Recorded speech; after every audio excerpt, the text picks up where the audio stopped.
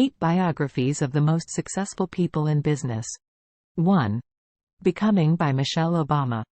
After reading the guide, I was attracted and spent 3 days reading it. Successful people have reasons for their success. The influence of family and initial education, the environment in which they grow up and the people they associate with, their own strength and quality of thinking, and education are all really important. The first half is narrated, humorously telling about her childhood, growing up, education experience at Princeton and Harvard, and how she fell in love with Obama step by step and entered into marriage. The second half talks about how she balances politics and life after becoming the First Lady, how to leave personal privacy under the complete protection mechanism of the White House, and so on. The black, female, working class, living in a decaying neighborhood on Chicago's South Side, the combination of these factors can be said to lose at the starting line. But through her continuous efforts, education changed her destiny, and she finally stepped into the upper class, bringing positive influence to tens of millions of people. The whole book was an inspiring read. Also, Michelle has really made no secret of her distaste for Trump. 2. The Year of Magical Thinking by Joan Didion.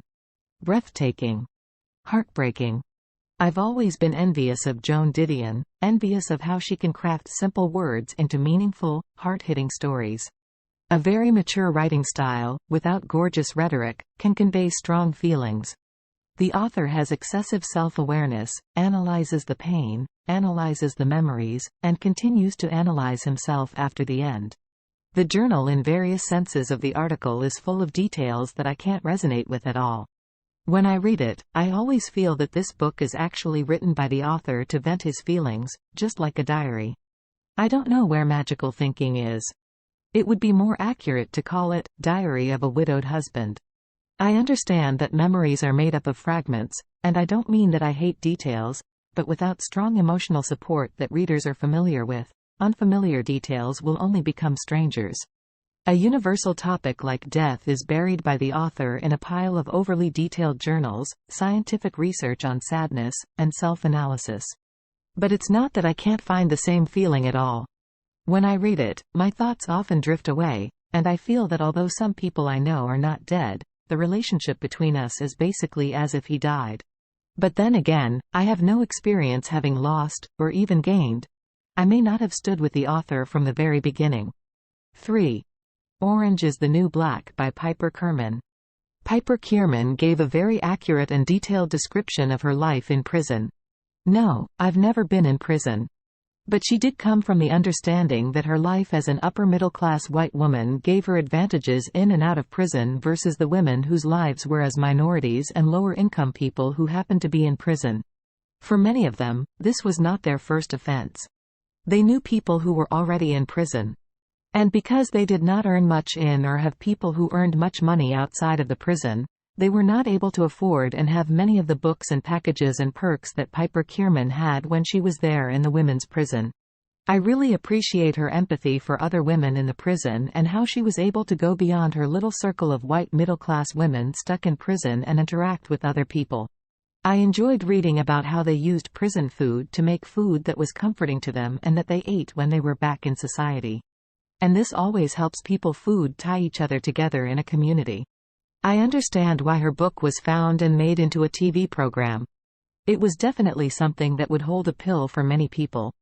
One thing that I hope as a result of it is that reforms will be made to the advantage of those who are disadvantaged and disenfranchised in prisons. And that is something that we can continue to hope for in the future. 4. Just Kids by Patti Smith. When I read the chapter where Patti met Robert in Brooklyn, I thought the whole book would develop in such a relaxed and happy tone. Unfortunately, both of them got lost in their obsessed art. The most memorable scene was when Robert was smoking a cigarette at the entrance of the museum and waiting for Patti to see the exhibition because he had no money to buy 2 tickets. I thought this was the happiest period for them until the moment Robert died.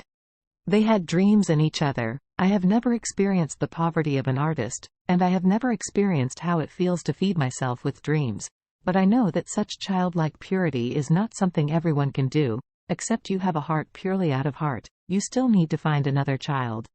I am sincerely happy for them, although in the end friendship replaced love and accompanied them all their lives. 5. The Liars Club by Mary Karr. Mary Karr tells a very witty account of her childhood full of pain, fear, and uncertainty. It's about her alcoholic, mentally ill mother, her silent, patient father, her messy home life, and her experience of rape. Her childhood took place in a backward industrial area of Texas. She described the American South in the 1950s and 1960s with vivid and loving brushstrokes. Hunting and eating game, playing in the wild, religious fanatic neighbors, father's clothes always stained with factory oil, a mother who was underappreciated. This book possibly the autobiography of the world's most painful childhood. There's mental illness, ostracism, domestic murder, the unspeakable terror of a young animal, and a child's ability to feel joy even in the midst of pain. Mary Karr is best known as the predecessor of David Foster Wallace. And I think David Foster Wallace borrowed or even copied many elements of her work and writing. When I read the biography of David Foster Wallace, I can also feel that the relationship between the two may include not only love and admiration but also deep jealousy. Mary Karr's writing, in my opinion, is more natural than David's blunt, awkward, and deep humor. You might get the feeling that David struggles with humor, but Mary Karr has it at his fingertips. I think her ability is because she is a woman and has a natural sympathy. She doesn't feel flustered and unconfident like David when it comes to love and conveying emotions. It's because her life is real. Too ridiculous, a humorous contrast between the pain of the absurd and the love of life. She can transfer this absurdity to paper at will.